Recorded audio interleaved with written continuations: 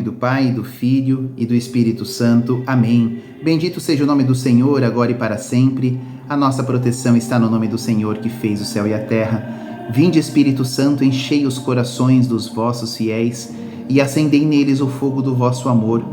Enviai o vosso Espírito e tudo será criado e renovareis a face da terra. Oremos.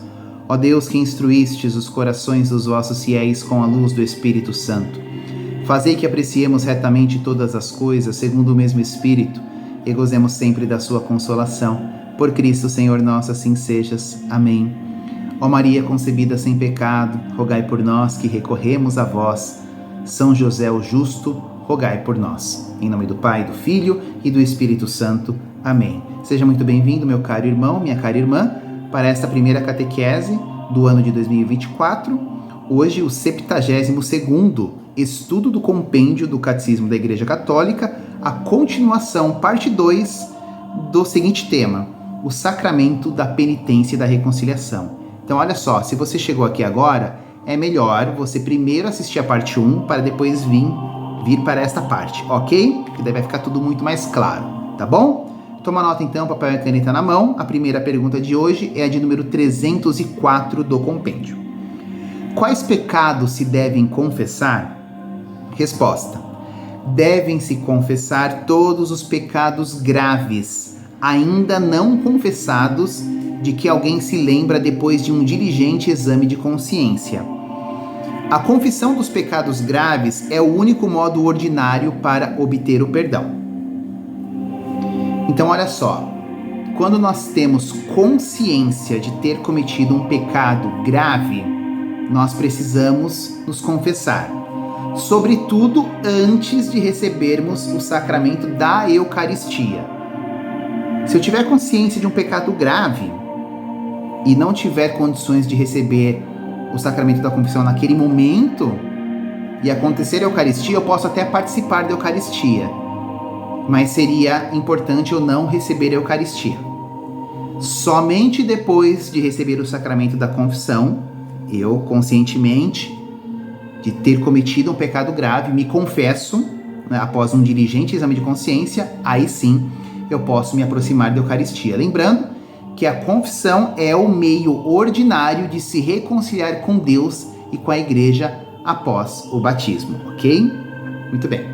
Próxima pergunta, 305. Quando há obrigação de confessar os pecados graves? Resposta: todo fiel, tendo atingido a idade da razão, é obrigado a confessar os próprios pecados graves pelo menos uma vez ao ano e sempre antes de receber a Santa Comunhão. Então, olha aqui. Então, a Igreja obriga o fiel cristão católico a confessar-se os pecados graves cometidos ao menos uma vez por ano e antes de receber o sacramento da confissão, porque ela também obriga pelo menos uma vez ao ano, por ocasião da Páscoa, nós recebermos o sacramento da Eucaristia. Ela se recomenda que se faça isso diariamente, mas a obrigatoriedade é pelo menos na Páscoa do Senhor. Porém, após um diligente exame de consciência, eu primeiro me confesso para depois se aproximar da graça do sacramento da Eucaristia. 306. Por que os pecados veniais podem ser também objeto da confissão sacramental? Resposta: embora não seja estritamente necessário, a confissão dos pecados veniais é vivamente recomendada pela Igreja porque nos ajuda a formar uma reta consciência e a lutar contra as tendências más, para nos deixar curar por Cristo e progredir na vida do Espírito. Nós aprendemos em catequeses anteriores que o fato de comungar, o fato de receber Jesus Cristo no Santíssimo Sacramento do altar, os pecados veniais são cancelados. Esse é o termo utilizado pelo catecismo. São cancelados. Só que os pecados veniais. Só que olha que interessante. Mesmo assim, embora não seja necessário então confessar os pecados veniais, a Igreja recomenda para que a gente forme uma reta consciência e aprenda a lutar cada vez mais contra a nossa concupiscência, as nossas tendências más. Ok? Muito bem. 307. Quem é o ministro desse sacramento? Cristo confiou o ministério da reconciliação aos seus apóstolos, aos bispos, seus sucessores, e aos presbíteros, seus colaboradores, os quais se tornam, portanto, instrumentos da misericórdia e da justiça de Deus. Eles exercem o poder de perdoar os pecados em nome do Pai, do Filho e do Espírito Santo.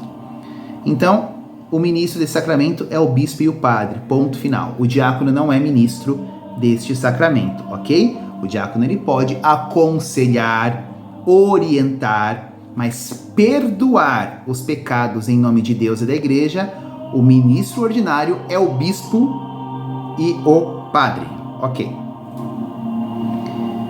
308. A quem está reservada a absolvição de alguns pecados? Resposta: a absolvição de alguns pecados particularmente graves, como os punidos com a excomunhão, está reservada à sé apostólica ou ao bispo do lugar ou aos presbíteros por ele autorizados, embora qualquer sacerdote possa absolver de qualquer pecado e excomunhão quem estiver em perigo de morte.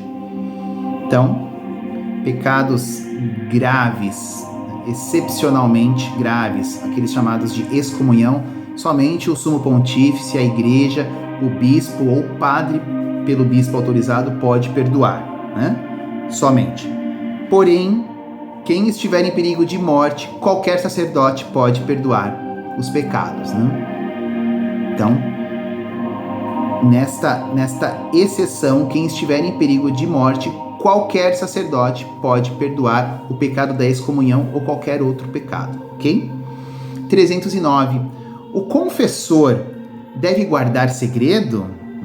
Essa perguntinha é quente, hein? Resposta: dado a delicadeza e a grandiosidade desse ministério e o respeito devido às pessoas, todo confessor é obrigado, sem exceção alguma e sob penas muito severas, a guardar o sigilo sacramental, ou seja, o absoluto segredo acerca dos pecados conhecidos na confissão. O sacerdote não guardar segredo, ele está automaticamente excomungado. Então isso não é possível. Se isso for um impeditivo de você se confessar, né, que isso caia por terra, né?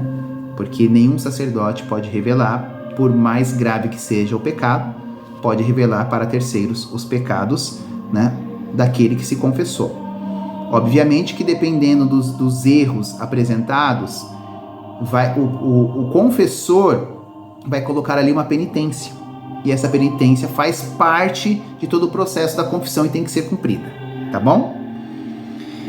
310. Quais são os efeitos desse sacramento? Olha só, os efeitos do sacramento da penitência são a reconciliação com Deus e, portanto, o perdão dos pecados, a reconciliação com a igreja, a recuperação do estado de graça se foi perdido, a remissão da pena eterna merecida por causa dos pecados mortais e, pelo menos em parte, das penas temporais, que são as consequências do pecado, a paz, a serenidade da consciência e a consolação do espírito, o crescimento das forças espirituais para o combate cristão.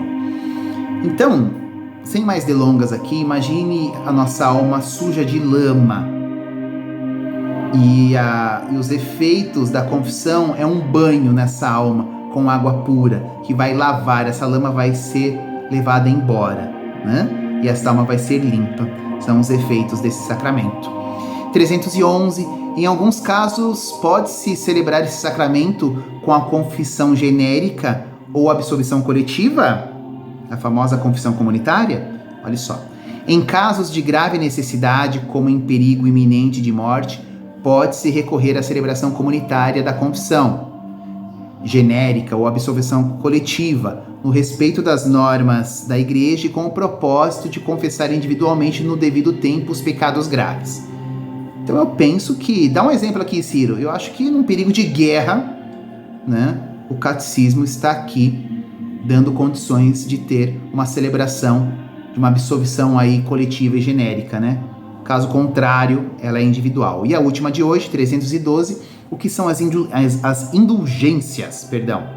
As indulgências são a remissão diante de Deus da pena temporal merecida pelos pecados, já perdoados quanto à culpa que o fiel, em determinadas condições, adquire para si mesmo para os defuntos mediante o ministério da Igreja, a qual, como dispensadora da redenção, distribui o tesouro dos méritos de Cristo e dos santos. Bom, para explicar as indulgências precisaríamos de uma outra catequese. Escuta de novo essa resposta, mas eu me comprometo a fazer uma catequese somente sobre as indulgências, tá bom? Então encerramos aqui a segunda parte do sacramento da penitência e da reconciliação. Na próxima quinta, o sacramento da unção dos enfermos. Obrigado pela sua companhia. Deus nos abençoe e nos guarde, que Nossa Senhora nos cubra com seu manto sagrado. Te espero então na próxima quinta. Louvado seja o nosso Senhor Jesus Cristo, para sempre seja louvado. Em nome do Pai, do Filho e do Espírito Santo. Amém. Até mais e salve Maria.